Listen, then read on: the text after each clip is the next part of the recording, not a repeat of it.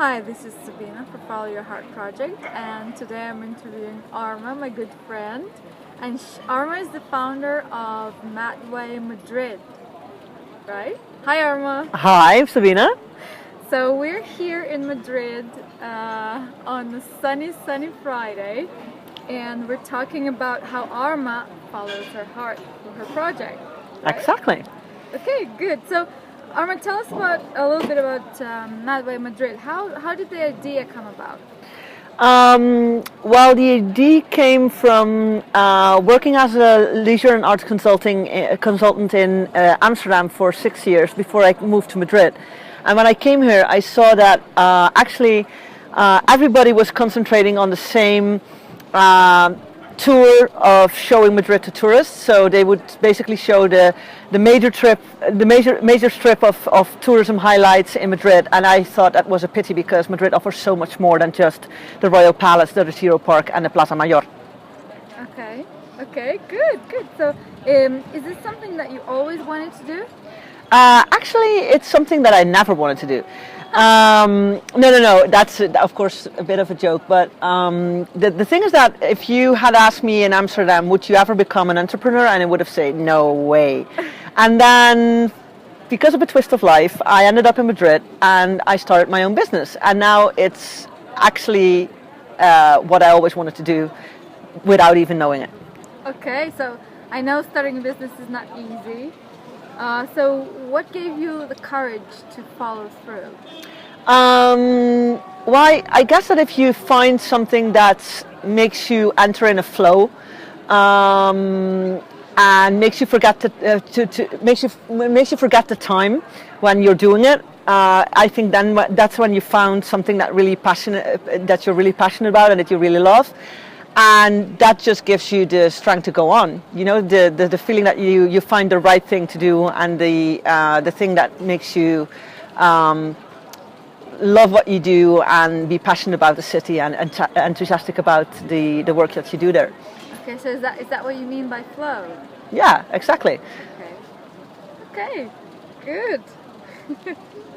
That sounds like you're having a great time here. I am. I know for a fact that you know a lot more places in Madrid than I do.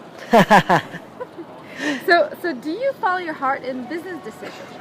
Yes, I do. Actually, that's the only thing that I value in the moments that I have to make business decisions, is when I have to make decisions about where to go, or what's the next step to move to, or whatever.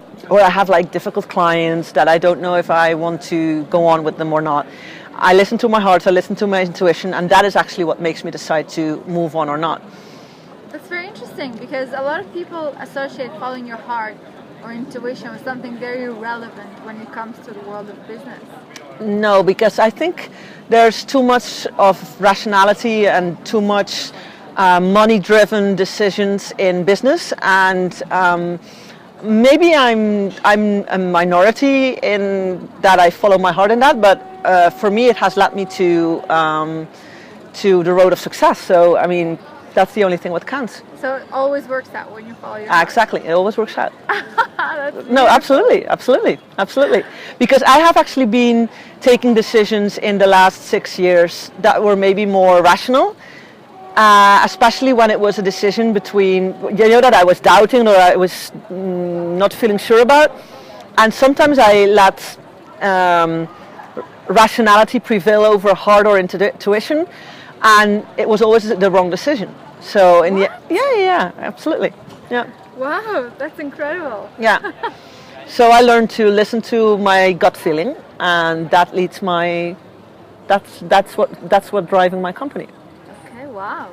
So is that the biggest takeaway from your journey, or is there anything else that you... Wow, there's so many takeaways from my journey. I could go on and on about that, but yeah, one of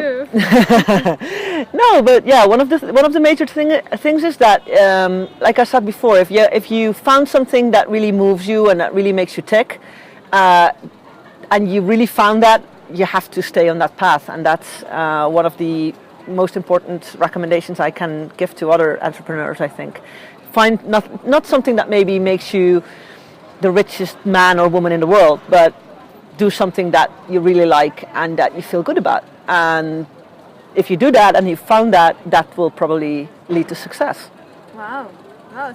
So you said something very interesting, that you started following your heart in business decisions very recently. So what is the biggest advantage of doing that?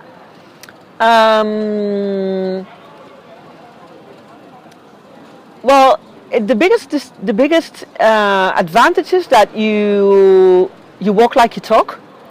Ah. So you actually follow the path that you want yourself to follow without being influenced too much of what other people think of that, or that other people say, well, yeah, but I mean, you should be the richest person in the world in terms of material, material assets or something like that.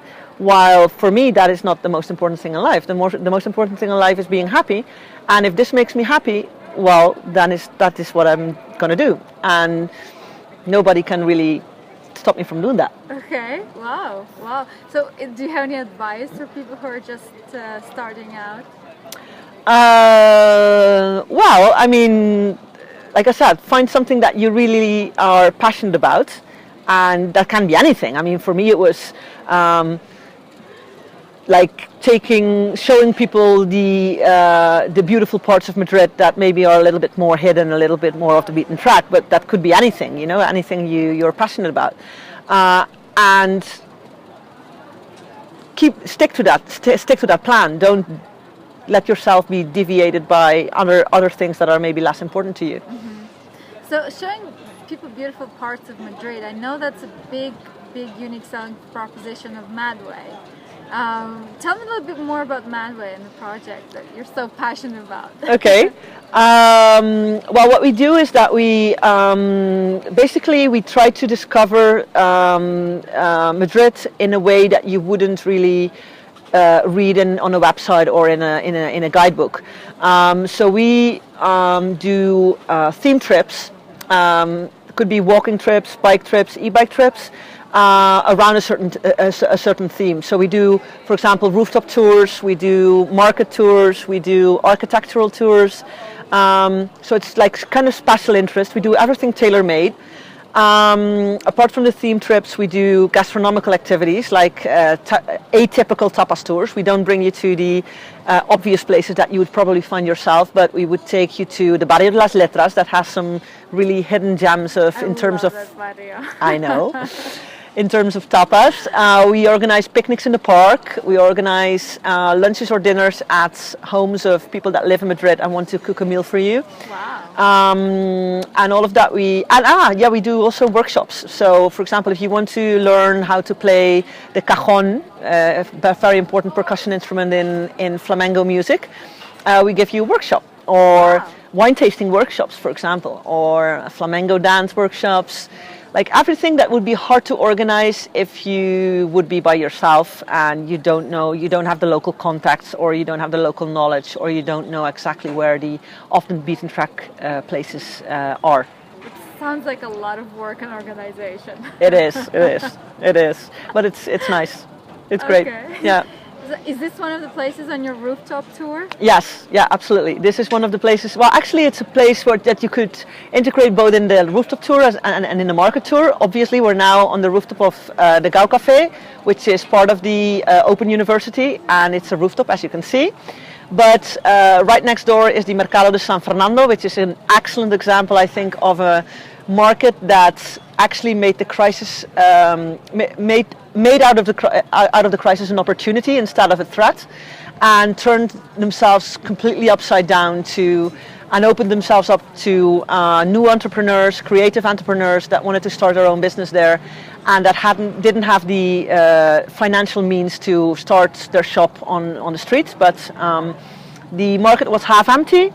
They took the opportunity to fill the empty stands with all kind of creative options, like an artisanal beer brewery, a sushi shop, a cultural association where they sell all kind of jewelry and soaps and handicraft, a second-hand bookshop, and that makes a very nice combination with the fresh food stands that are still present in the market too.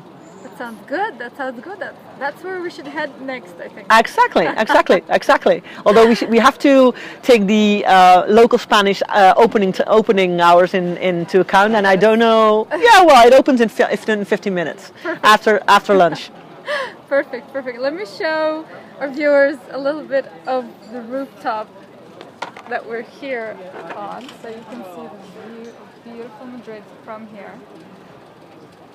And sunny skies, colorful buildings, and your favorite tour guide, Arma, and my good friend. Thank you so much, Arma. Thank you. It was a pleasure. Bye.